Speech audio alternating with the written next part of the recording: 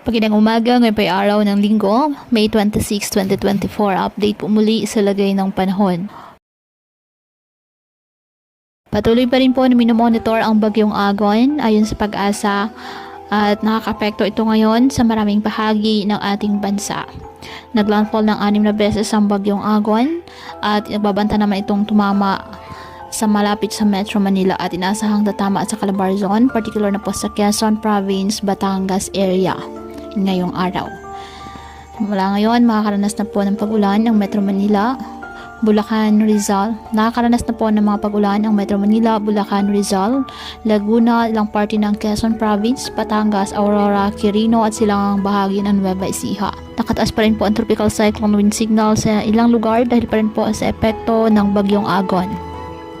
Kaya patuloy pa rin po natin na pinag-iingat ang ating mga kababayan sa banta po ng mga posibilidad ng pagbaha at pagguho ng lupa, lalo na kapag may malalakas na ulan.